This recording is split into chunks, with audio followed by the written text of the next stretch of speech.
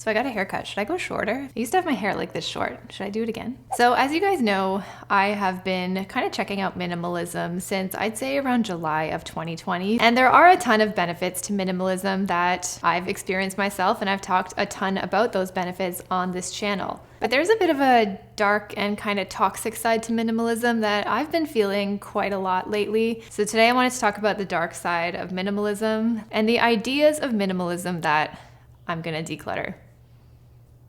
See what I did there? You better subscribe to this channel just for jokes like that. The first thing about minimalism that's kind of weighing me down is probably just like my inherent Aquarius energy. Not now, inner thoughts. Is that the deeper you dive into this, the more analyzing you're gonna be prone to doing. And I am just straight up so tired of the over-analysis with literally everything. I am the queen of overanalyzing, overthinking, over-evaluation, and that means I can pretty much rationalize my way out of anything to the point where it is completely devoid of all joy, fun, any good thing that you'd want to experience. I can just suck the life right out of it. And I did all that under the guise of adhering to a minimalist lifestyle. I think minimalism is a tool that is supposed to bring you peace and gives you more time to extract joy out of the things that you actually like. And I was getting so caught up in wants versus needs and what minimalism is supposed to look like that I ended up sucking the joy out of everything, and minimalism and that whole idea was becoming more toxic and the exact opposite of the benefits that it's supposed to bring.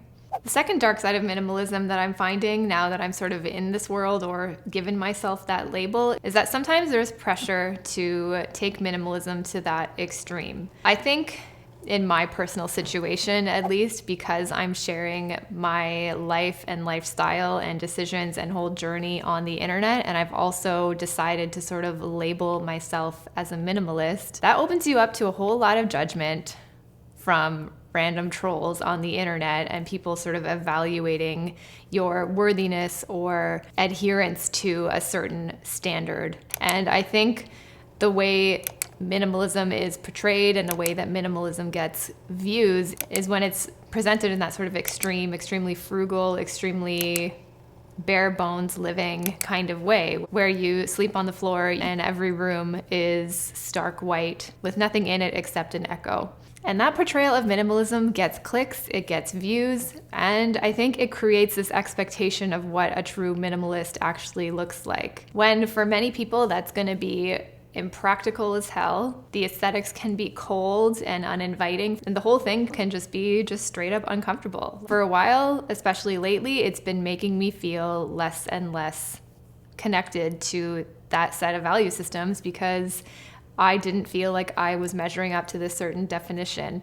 And the only way I felt like I would was if I adhered to this extreme and appeared to be like an exemplary kind of minimalist, when I don't think I ever was, and I don't even want to be. But when you label yourself in a certain way, I think it creates this expectation that you have to meet these kind of unspoken standards. Otherwise, it's inauthentic and not real. And I don't know. No thanks. Not into it. The third sort of grievance I have to air around minimalism, The tradition of Festivus begins with the airing of grievances. is that everything kind of seems like it comes from a utilitarian perspective. I find sometimes there's a real focus on utility rather than experiencing enjoyment, joy, or entertainment out of those things. Like, why waste money at a restaurant and have a meal for entertainment? Meals should only be for nourishment and to get nutrients and provide nutrition. Like, why go buy a new outfit or add something to your wardrobe when all you really need to do is make sure you're dressing for the weather and covering your body? Forget style and expression. That's fluffy, that's excessive, that's a not need. I think for a while, especially with my wardrobe, I was really focused on this utilitarian kind of idea where everything was excess. I wouldn't really need more than like 3 pairs of pants. And I was trying to force myself to whittle down to the bare minimum so that I would only have things that I actually needed or used, and everything else was just excess. And I would feel guilty when I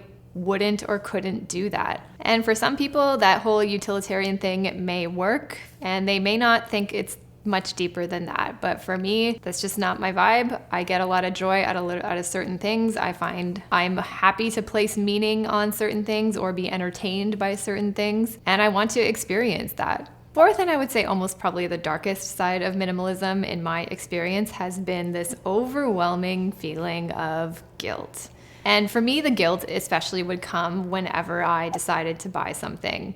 If you're new to this channel, I used to have a shopping addiction, and I was in over $120,000 of student loan debt that I was really struggling to get out of because of my shopping habits. And minimalism really helped me get out of that, focus in on my goals. And for a long time, it really helped me stop shopping altogether. But whenever I decided I wanted something new, or that I wanted to spend money or bring in something into my wardrobe, it became this huge big deal, and I would be quite struck by an overwhelming sense of guilt and shame and failure because I couldn't adhere to those sort of minimalist standards. I recently posted a video of sharing all the things that I bought this year, and that whole video just basically turned into a justification fest for me, where I was basically talking through my guilt and my shame because I already know I screwed up. I didn't want the rest of the world to call me out on it. And that's what I'd feel all the time whenever I decided to buy something, whenever I spent money. It was all money that I was spending on, not needs. So per this idea of minimalism that I had, or that I was trying to adhere to, it was a big fail. And I am just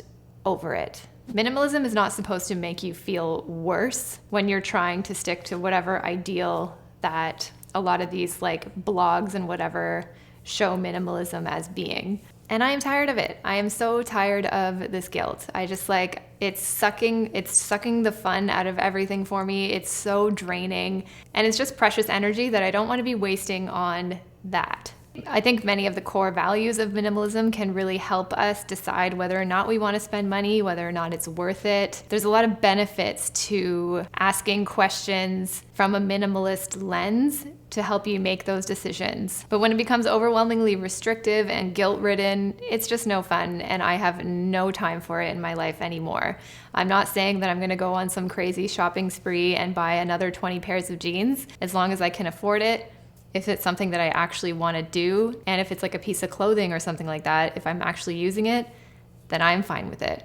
And that's it. I can't put that much more energy on it than that because it's just too much. It's overwhelming and it sucks. I don't want to do that anymore. I'm over this guilt thing. Girl, bye. And the final dark side of minimalism that I find to be really toxic is this sense of perfectionism. I think if you want to be this like exemplary minimalist, that process will really take advantage and play on any perfectionist traits you might have. And the thing about perfectionism is that it's inauthentic. This like toxic pursuit of perfect minimalism that I was starting to fall into was taking me further and further away from the authentic self that I worked so hard to find. For a long time, minimalism helped me figure out who I was and helped me feel at ease with a lot of the stressors and conflicts and temptations that I was dealing with before. So it was a tool that really helped me. But now I really feel like I'm in a different place in my life. I'm in a different transitional period. And I'm just gonna have to explore how minimalism fits into that in a healthy, encouraging, and self-compassionate way.